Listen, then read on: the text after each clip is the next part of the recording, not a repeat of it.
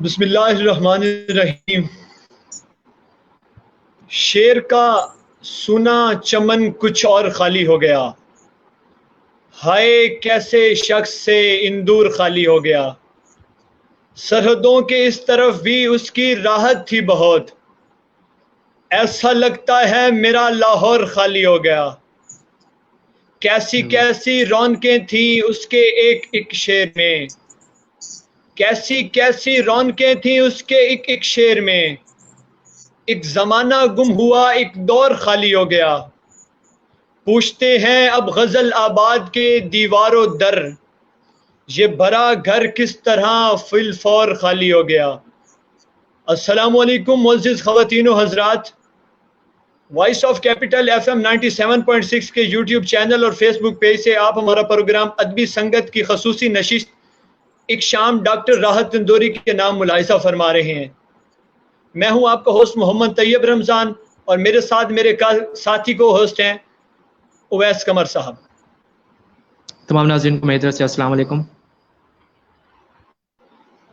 معزز خواتین و حضرات، ادب ایک ایسا جذبہ جس میں نہ سرحدیں دیکھی جاتی ہیں اور نہ ہی مذہب۔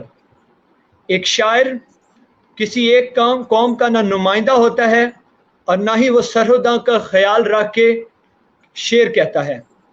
اردو ادب میں تو مٹھاس ہی کچھ ایسی ہے جس میں سرحدوں کی کوئی قید نہیں۔ راحت اندوری وہ ہستی جس نے غزل کی دنیا کو ایک نیا رنگ دیا۔ اپنے منفرد طریقہ بیان سے شہرت رکھنے والا یہ انسان جہاں جہاں اردو بولی سنی اور سمجھی جاتی ہے وہاں اپنا الگ مقام رکھتا ہے۔ اپنے سامعین کو کس طرح اپنے اشعار کے ساتھ لے کر چلنا ہے، یہ جادو یہ انسان بڑی خوبی سے جانتا تھا۔ راحت اندوری کے بعد اردو غزل میں جو خلا پیدا ہوا ہے، یقیناً اس کو پر کرنا ناممکن ہے۔ بقول عمیر نجمی صاحب کے اردو غزل کا ایک چھوٹا سا گھرانہ تھا اور اس سے بھی ہمارے بڑے آہستہ آہستہ جا رہے ہیں۔ جی اویس بھائی۔ طیب، جیسے آپ نے بالکل بات کی کہ جہاں جہاں اردو بولی اور سمجھی جاتی ہے، راحت اپنا ایک الگ مقام رکھتے تھے۔ دنیا بھر میں تقریباً 6,500 کے قریب زبانیں بولی جاتی ہیں اور ہر زبان میں بلا شبہ شاعری بھی ہوتی ہے، لیکن 2 زبانیں دنیا میں ایسی ہیں کہ جس میں شاعری لکھنے اور شاعری کہنے کے علاوہ شاعری سننے اور سنانے کا بھی ایک الگ فن ہے۔ میں اردو اور ہندی کی بات کر رہا ہوں کہ یہاں کے سامعین اور یہاں کے شعراء نے شاعری کو ایک پرفارمنگ آرٹ بنا دیا تھا۔ ایک الگ ہی فن ہوتا تھا شاعری کہنا، شاعری سننا اور سنانا۔ اور اس مد میں جہاں پہ ہم بہت سارے شعراء کا نام لیتے ہیں تو یہاں پہ راحت اندوری کا اگر ذکر نہ ہو تو یہ ان کے ساتھ زیادتی ہوگی۔ آج کی یہ شام ہم جس شاعر کے نام کر رہے ہیں وہ نہ صرف ہندوستان، نہ صرف پاکستان، بلکہ جیسے طیب بھائی نے کہا کہ دنیا میں جہاں جہاں اردو بولی اور سمجھی جاتی ہے وہاں کا ایک بڑا نام تھا۔ وہ ایک نڈر شاعر، صاحب گو شاعر، اس کے لیے کوئی لسانی سرحد نہیں تھی، کوئی مذہبی سرحد نہیں تھی، کوئی ملکی سرحد نہیں تھی۔ وہ جو دیکھتا تھا وہ لکھ ڈالتا تھا۔ اس کے ہاں آزادی اظہار، آزادی فکر اور ایسے بہت سے عناصر تھے جو اس کو نہ صرف ایک خاص سوچ کا شاعر بلکہ اس عہد کی بہت ایک زوردار آواز بناتے تھے۔ انہی کا ایک شعر، جس طرح آج کل نیپوٹزم کی بات ہوتی ہے دونوں ممالک میں اور سیاسی حلقوں پہ بحث ہوتی ہے اور ریاستوں پہ تنقید ہوتی ہے، تو ان کا ایک شعر ان کی بے باکی ظاہر کرتا ہے۔ میں وہ آپ کے خدمت میں پیش کروں گا۔ لکھتے ہیں، جو آج صاحب مسند ہیں کل نہیں ہوں گے، جو آج صاحب مسند ہیں کل نہیں ہوں گے، کرائے دار ہیں ذاتی مکان تھوڑی ہے، سبھی کا خون ہے شامل یہاں کی مٹی میں، سبھی کا خون ہے شامل یہاں کی مٹی میں، کسی کے باپ کا ہندوستان تھوڑی ہے۔ تو اس شعر سے آپ اندازہ لگا سکتے ہیں کہ ایک ایسے ملک میں رہتے ہوئے جہاں پہ ظاہر ہے ایک ان کے غیر مذہب اکثریت میں ہے، وہاں پہ ایسی شعر کہنا اور ایسی سچائی سے شعر کہنا اور لوگوں سے برابر داد وصول کرنا، یہ بلا شبہ کسی بڑے شاعر کا خاصہ ہوتا ہے۔ تو باتیں تو خیر چلتی رہیں گی، تو یہ نشست جس کا مقصد تھا کہ ہم ان کا کلام لوگوں تک پہنچا سکے زیادہ سے زیادہ، تو اس سلسلے کا شروع کرتے ہیں۔ تو پہلی غزل ان کی جو میری بڑی پسندیدہ ہے، پہلی نظم بالکل آپ ہی، وہی آپ کو کہنے والا تھا کہ پہلی نظم آپ ہی سٹارٹ کریں۔ آپ کی شاید مجھے آواز صحیح نہیں پہنچ رہی، لیکن میں پھر بہرحال شروع کرتا ہوں. لکھتے ہیں کہ اس کی کتھئی آنکھوں میں ہیں جنتر منتر سب، اس کی کتھئی آنکھوں میں ہیں جنتر منتر سب، چاقو واقو چھریاں وریاں خنجر ونجر سب. جس دن سے تم روٹھے مجھ سے روٹھے روٹھے ہیں، جس دن سے تم روٹھے مجھ سے روٹھے روٹھے ہیں، چادر وادر تکیا وکیا بستر بستر سب. اور مجھ سے بچھڑ کر وہ بھی کہاں اب پہلے جیسی ہے، مجھ سے بچھڑ کر وہ بھی کہاں اب پہلے جیسی ہے، پھیکے پڑ گئے کپڑے وپڑے زیور ویور سب. کیا کہنے. شعر پہ غور کیجئے گا. مجھ سے بچھڑ کر وہ بھی کہاں اب پہلے جیسی ہے، پھیکے پڑ گئے کپڑے وپڑے زیور ویور سب. آخر میں کس دن ڈوبوں گا فکریں کرتے ہیں، آخر میں کس دن ڈوبوں گا فکریں کرتے ہیں، دریا وریا کشتی وشتی لنگر ونگر سب. اور تلسی نے جو لکھا اب کچھ بدلا بدلا ہے، تلسی کیا نے جو کہنے. لکھا اب کچھ بدلا بدلا ہے، راون واون لنکا ونکا بندر وندر سب. اور آخری شعر ہے کہ دکھ کے چمن کے باسی ہیں یہ درد شہر کے بانی ہیں، کیا کہنے. دکھ کے چمن کے باسی ہیں یہ درد شہر کے بانی ہیں، محسن وحسن غالب والب ساغر واگر سب. کیا کہنے کیا کہنے کیا کہنے. ابھی جی کچھ طیب دنوں بھائی. پہلے ان کے بیٹے ستلئی نے ان کا ایک آخری کلام شیئر کیا تھا، وہ میں سامعین کی پیش کرتا ہوں کہ میری آواز بالکل ٹھیک آ رہی ہے. بالکل جی، اب بالکل ٹھیک آ رہی. جی. نئے سفر کا جو اعلان بھی نہیں ہوتا تو زندہ ہاں رہنے کا بھی ارمان نہیں ہوتا، تمام پھول وہی لوگ توڑ لیتے ہیں وہ جن کے واہ، کمروں میں گلدان نہیں ہوتا، گلدان نہیں ہوتا. ارے واہ. تمام پھول وہی لوگ توڑ لیتے ہیں وہ جن کے کمروں میں گلدان نہیں ہوتا، نہیں ہوتا. خاموشی اوڑھ کے سوئی ہے مسجدیں ساری، کسی کی موت کا اعلان بھی نہیں ہوتا. بھی نہیں ہوتا. ارے تو وبا کے باعث جیسے ان کی موت ہوئی ہے تو اسی پہ وہ شعر ہے کہ وبا نے کائش ہمیں بھی بھلا لیا ہوتا، وبا نے کائش ہمیں بھی بھلا لیا ہوتا تو ہم پہ موت کا احسان نہیں ہوتا. نہیں ہوتا. ارے شاید واہ ارے واہ. یہ ان کی غزل بتا رہی ہے کہ وہ جان گئے تھے کہ ان کا بس اب وقت قریب ہے. قریب، جی بالکل.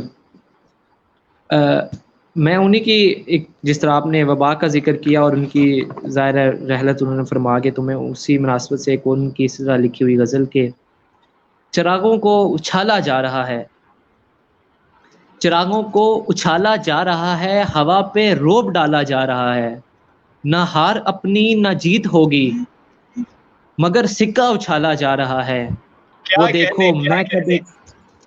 نہ ہار اپنی نہ جیت ہوگی مگر سکہ اچھالا جا رہا ہے. وہ دیکھو میں کدے کے راستے میں، وہ دیکھو میں کدے کے راستے میں کوئی اللہ والا جا رہا ہے.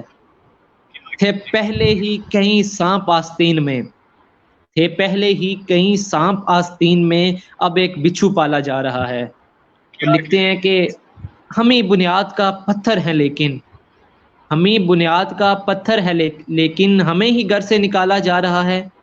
جنازے پر کہنے. میرے لکھ دینا یارو، جنازے پر میرے لکھ دینا یارو، محبت کرنے والا جا رہا ہے. اور بلا شبہ یہ وہ بالکل ایک محبتوں محبت کرنے والی ہستی تھی.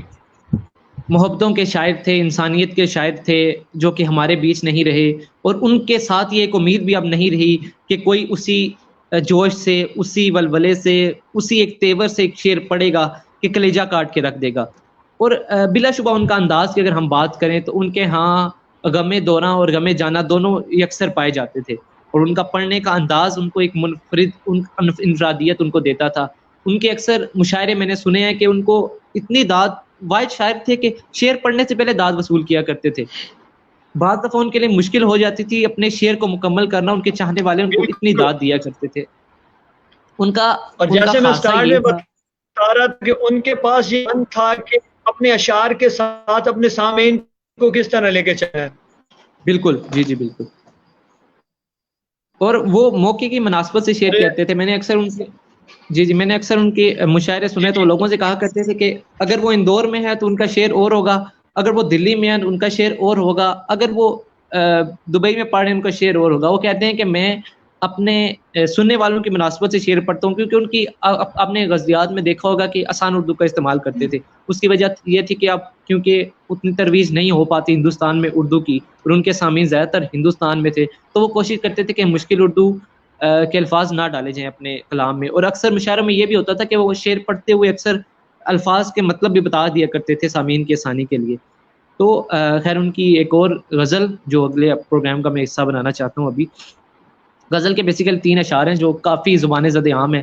لکھتے ہیں کہ کشتی تیرا نصیب چمکدار کر دیا, کشتی تیرا نصیب چمکدار کر دیا, اس پار کے تھپیڑوں نے اس پار کر دیا, افواہ تھی کہ میری طبیعت خراب ہے, افواہ تھی کہ میری طبیعت خراب ہے, افواہ تھی کہ میری طبیعت خراب ہے, لوگوں نے پوچھ پوچھ کے بیمار کر دیا. اور آخر شعر کے 2 گز صحیح مگر میری ملکیت تو ہے, 2 گز ہی صحیح مگر میری ملکیت تو ہے, اے موت تو نے مجھے زمیندار کر دیا. اور ایک اور ان کی کافی مشہور غزل کے چند اشعار کے لکھتے ہیں, بلاتی ہے مگر جانے کا نہیں, یہ دنیا ہے ادھر جانے کا نہیں, زمین رکھنا پڑے سر پر تو رکھو, چلے ہو تو پھر ٹھہر جانے کا نہیں, ہے دنیا چھوڑنا نامنظور لیکن, ہے دنیا چھوڑنا منظور لیکن, وطن کو چھوڑ کے جانے کا نہیں, ستارے نوچ کر لے جاؤں گا میں خالی ہاتھ جانے کا نہیں, میرے بیٹے کسی سے عشق کر, میرے بیٹے کسی سے عشق کر لیکن حد سے گزر جانے کا نہیں, وہ گردن ناپتا ہے, وہ گردن ناپتا ہے ناپ لے مگر ظالم سے ڈر جانے کا نہیں, وبا پھیلی ہوئی ہے چاروں طرف, وبا پھیلی ہوئی ہے چاروں طرف, یہ ماحول مر جانے کا نہیں. جی اویس بھائی, میں بھی ان کی ایک غزل آج اس سنگت میں ایڈ کرتا ہوں کہ نئی ہواؤں کو صحبت بگاڑ دیتی ہے, کبوتروں کو کھلی چھت بگاڑ دیتی ہے, ارے واہ, جو جرم کرتے ہیں اتنے برے نہیں ہوتے, سزا نہ دے کے عدالت بگاڑ دیتی ہے, عدالت مار دیتی ہے. واہ, ملانا چاہا ہے انسان کو جب انسان سے, کیا تو کہنے, سارے کام سیاست بگاڑ دیتی ہے, سیاست بگاڑ دیتی ہے. ارے واہ, ہمارے پیر میر تقی میر نے کہا تھا, میاں یہ عاشقی عزت بگاڑ دیتے, عزت بگاڑ دیتی ہے. بے شک بے شک بے شک. ایک ایسا شاعر جو سرحدوں کی حفاظت نہیں رکھتا تھا, جو سرحدوں کا بل رکھتا تھا اور سرحدوں کا خیال رکھے بغیر شعر کہتا تھا, اور یہ ان کا خاصہ تھا کہ ان کے جو سامعین تھے نہ صرف پاکستان میں بلکہ پاکستان سے باہر, کیونکہ بیسیکلی ان کا تعلق ہندوستان سے تھا, لیکن میرے خیال میں ان کے سب سے زیادہ چاہنے والے پاکستان میں موجود تھے. جی ایسا ہی ہے, چونکہ ان کا تعلق بھی, میں بلکہ ذکر یہ کرنا چاہوں گا کہ راحت قریشی سے وہ اندور کی تنگ گلیاں, میں ان کا ایک انٹرویو سن رہا تھا, وہ کہتے ہیں کہ میں, ظاہر ہے ان کی غربت کے کچھ حالات تھے شروع کے زندگی کچھ دنوں میں, اپنے بہن بھائیوں میں سب سے منجلے تھے, تو لکھتے ہیں کہ ایک انٹرویو میں بات کر رہے تھے, کہتے ہیں میں زمین پہ سویا کرتا تھا چٹائی بچھا کے, تو اکثر میرے گھر کی جو چھت وہ سیدھا ہوا کرتی تھی, اس سے مجھے آسمان کے پیوند نظر آیا کرتے تھے. تو کہنے کا مطلب یہ ہے کہ اندور بھی کوئی گمنام شہر ہوتا ہے ہندوستان کا, جیسے اور بھی بہت سے ہیں, تو اندور کو پہچان دی ہے راحت قریشی نے. راحت قریشی, راحت اندوری تو بنے ہیں, لیکن اندور کا تعلق, اندور کی پہچان بنانے والے بھی راحت قریشی تھے.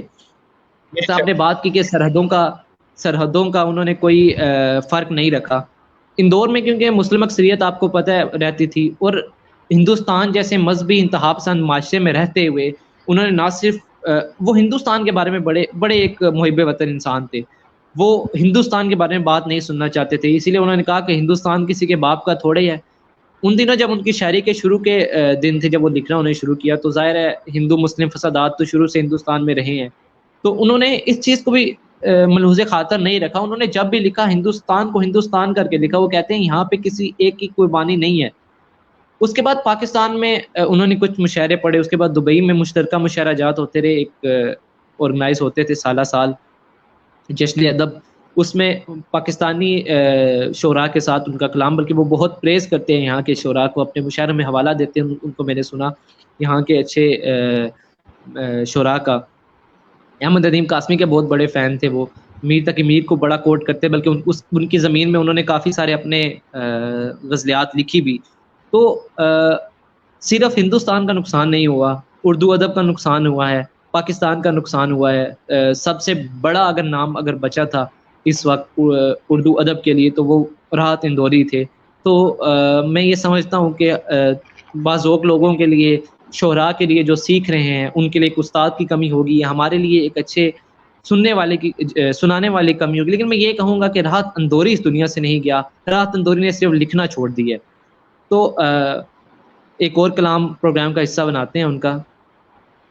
لکھتے ہیں کہ خالی ہاتھ ہیں تیرے شہر سے جاتے جاتے، خالی ہاتھ ہیں تیرے شہر سے جاتے جاتے، جان ہوتی تو میری جان لٹاتے جاتے، اب تو ہر ہاتھ کا پتھر ہمیں پہچانتا ہے، اب تو ہر ہاتھ کا پتھر ہمیں پہچانتا ہے، عمر گزری ہے تیرے شہر میں آتے جاتے، اب کے مایوس ہوا، اب کے مایوس ہوا یاروں کو رخصت کر کے، اب کے مایوس ہوا یاروں کو رخصت کر کے، جا رہے تھے تو کوئی زخم تو لگاتے جاتے، میں تو جلتے ہوئے صحراؤں کا ایک پتھر ہوں، میں تو جلتے ہوئے صحراؤں کا ایک پتھر ہوں، تم تو دریا تھے میری پیاس بجھاتے جاتے، مجھ کو رونے کا سلیقہ بھی نہیں شاید، مجھ کو رونے کا سلیقہ بھی نہیں شاید، لوگ ہنستے ہیں مجھے دیکھ کے آتے جاتے، ہم سے پہلے بھی مسافر کہیں گزرے ہوں گے۔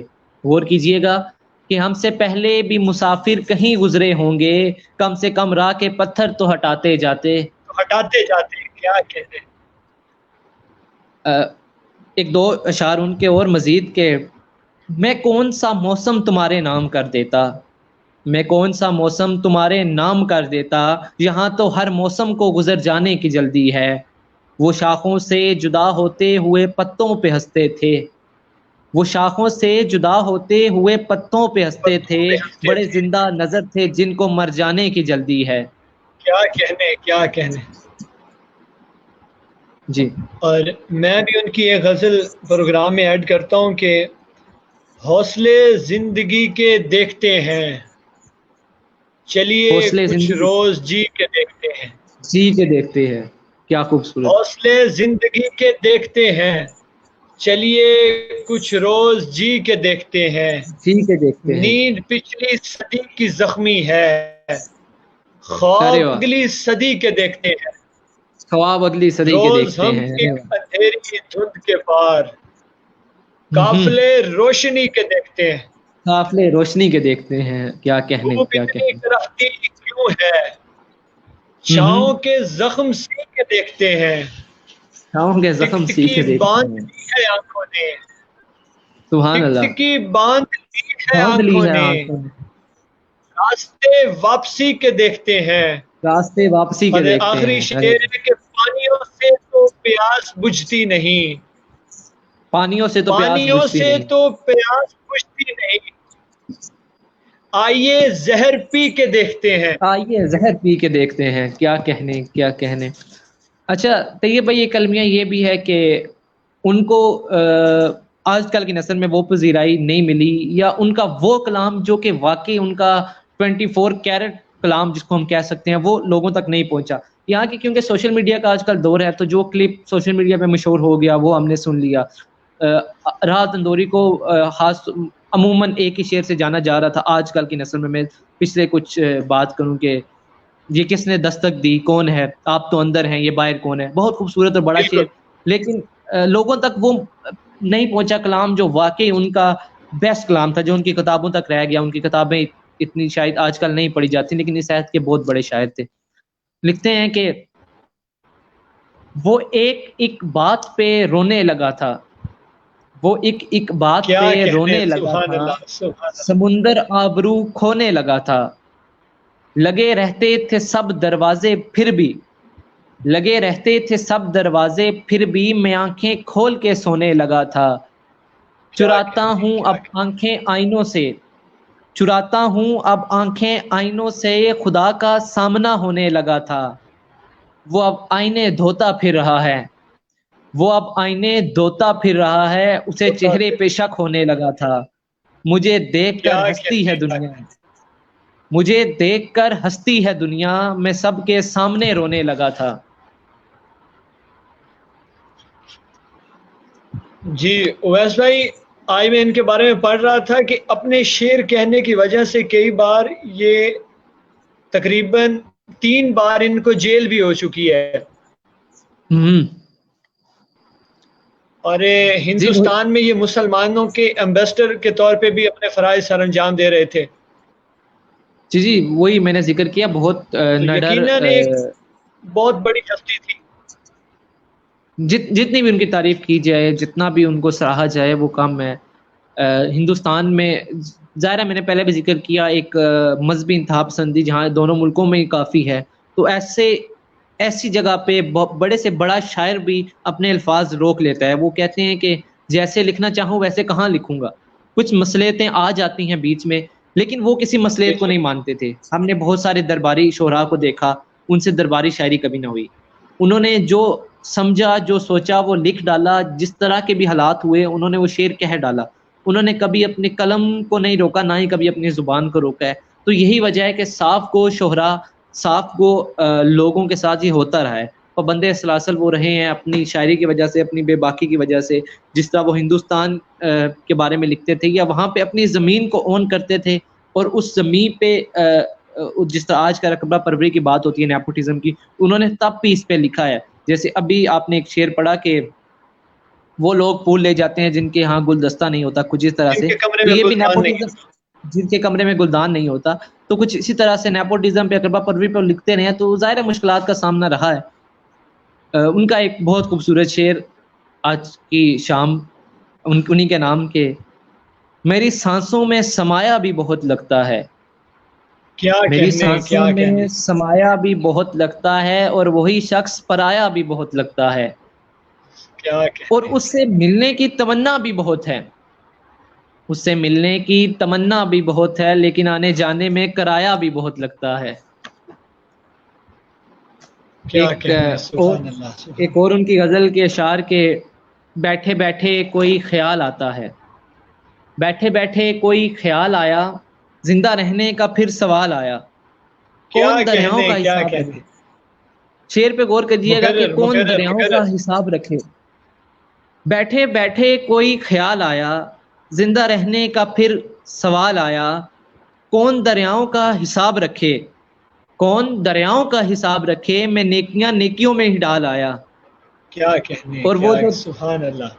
وہ جو 2 گز زمیں تھی میرے نام، وہ جو 2 گز زمیں تھی میرے نام، آسماں کی طرف اچھال آیا، کیوں یہ سیلاب سا ہے آنکھوں میں، کیوں یہ سیلاب سا ہے آنکھوں میں، مسکرائے تھے ہم خیال آیا۔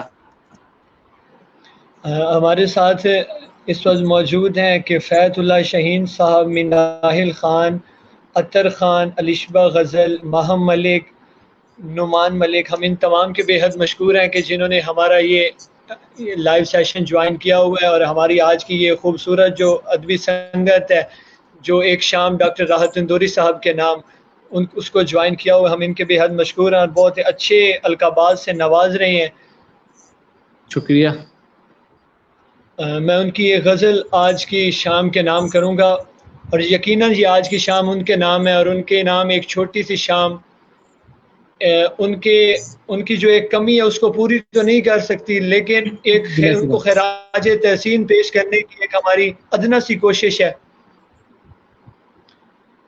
کہیں بالکل، اکیلے میں مل کے جھنجھوڑ دوں گا اسے، کہیں اکیلے میں مل کے جھنجھوڑ دوں گا اسے، جہاں ارے واہ، جہاں سے وہ ٹوٹا ہے جوڑ دوں گا اسے، جوڑ دوں گا اسے، واہ کیا مجھے کہنے. وہ چھوڑ گیا یہ کمال ہے اس کا.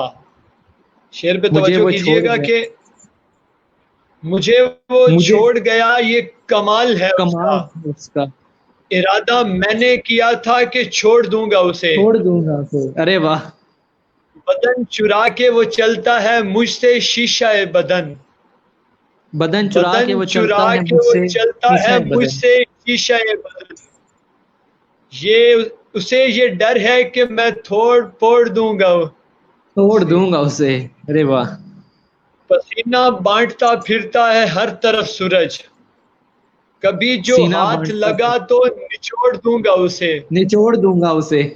ارے واہ. مزہ کہیں جو ہاتھ چکھا لگا تو کے ہی نچوڑ. مانا ہوں میں دنیا کو. مزہ چکا مزہ کے ہی چکھا مانا ہوں کے میں ہی دنیا کو. مانا ہوں میں دنیا کو.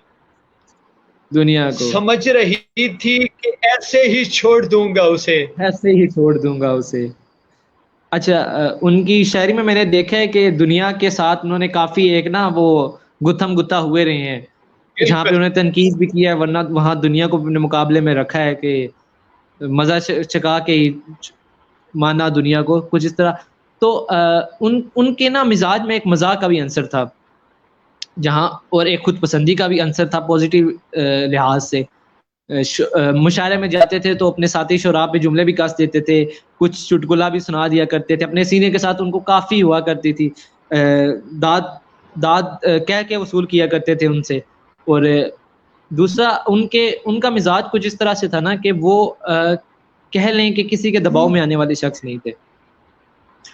اور ان کی کچھ شروعاتی زندگی کے بارے میں بتاتا چلوں سننے والوں کو. کوئی کہتے ہیں کہ لکھنے اور پڑھنے سے ان کا تعلق شروع سے تھا. وہ خود یہ بات کرتے ہیں کہ چاہے کیسے بھی حالات تھے, اندور میں رہتے ہوئے ان کا گھرانہ کچھ اس طرح سے تھا کہ تعلیم و تدریس سے ان کا تعلق رہا ہے. اور اس کے بعد انہوں نے اندور سے ہی اپنا ابتدائی تعلیم حاصل کی, اور اس کے بعد ان کا جو ماسٹرز لیول کی تعلیم ہے, کیونکہ ہندوستان میں بہت بڑی تعداد میں اردو زبان بولی جاتی ہے, لکھی جاتی ہے, اس کی اشاعت بھی ہوتی ہے, تو انہوں نے اردو زبان میں اپنا ماسٹرز کیا.